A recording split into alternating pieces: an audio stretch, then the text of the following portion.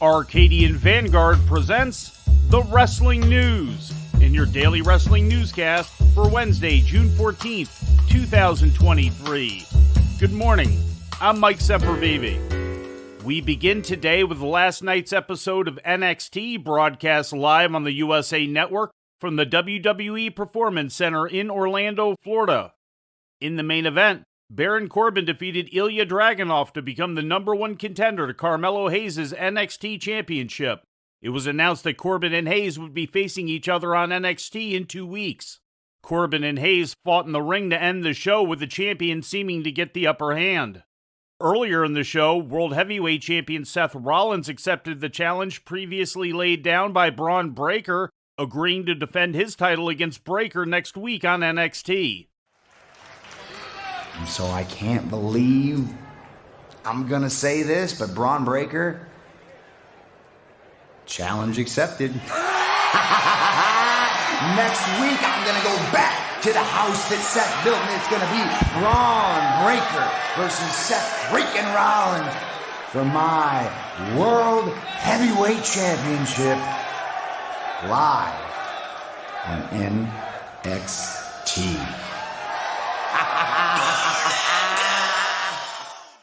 Nathan Frazier defeated Oro Mensah to win the NXT Heritage Cup. Mensah had been defending the cup on behalf of the injured Noam Dar, who held the cup since July 2022, when it was still part of the now-defunct NXT UK. Frazier spoke about his title victory in a WWE social media exclusive after the match. I came to this company a few years ago, and around that time, there were a lot of folks out there who thought that I would come here and I would fail, that I would fall flat on my face. And tonight, June 13th, 2023, I took the very first step in proving every single one of those people wrong. And make no mistake, this is the first of many championships for Nathan Frazier in the WWE. In the opening match of the show, North American champ Wes Lee, Tyler Bate, and Mustafa Ali beat the Schism when Bate pinned Joe Gacy. In other results, Roxanne Perez pinned Tatum Paxley. Malik Blade defeated his tag team partner Edris Sanofe in a friendly match. Thea Hale beat Cora Jade, and Axiom and Scripps bested Dabba-Kato in a handicap match. Following the match, Axiom and Scripps were laid out by Los Lotharios, making their NXT return. The tag team had not been seen in the ring since the Intercontinental number one contendership battle royal on the May 15th episode of SmackDown. In ratings news, Monday Night Raw drew an average audience of 1.595 million to USA Network for last Monday's episode, down more than 17% from last week's 1.828 million, according to Showbuzz Daily. The hourly breakdown showed a decline throughout the program, with Hour 1 drawing 1.752 million, falling to 1.598 for Hour 2, before settling in at 1.436 million for the final hour, marking a cumulative loss of 316,000 viewers over the course of the show. In the key 18 to 49-year-old demographic, the episode drew a .46 rating, representing 599,000 viewers, and marking a decrease from last week's .56 key demo rating, according to WrestleNomics. Despite the declines, the show came in first place for the evening on cable TV in the demo for the second week in a row. ABC Network's airing of the NBA Finals deciding Game 5 was far and away the most watched program on television, drawing 13.08 million viewers on average, with 4.67 million of them in the 18 to 49-year-old demo. Despite Raw posting its worst number in the United States since the January 16, 2023 episode, which went head-to-head with an NFL wildcard game, Post Wrestling reports that in Canada, the show drew its largest viewership since May 15th, averaging 240,800 viewers on Rogers Sportsnet 360, with 112,000 of them in the 25 to 54-year-old demographic. In injury news, WWE's Kofi Kingston has given a positive update on his recovery from ankle surgery.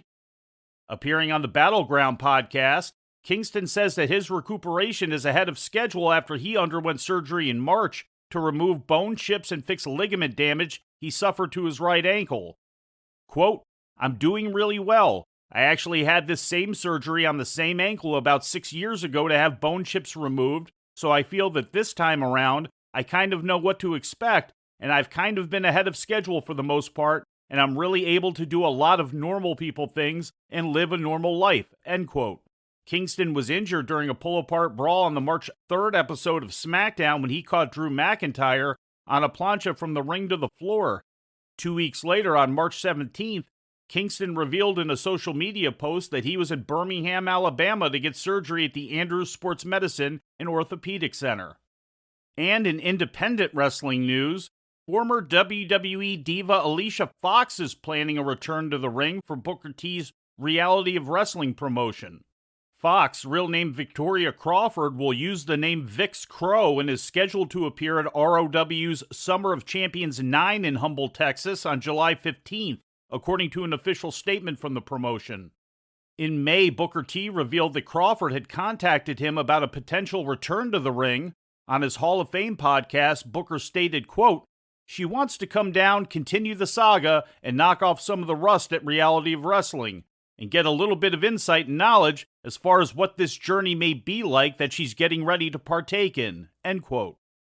Crawford has not wrestled on a regular basis since April of 2019, although she did make special appearances during WWE's Women's Royal Rumble match in 2021 and 2022.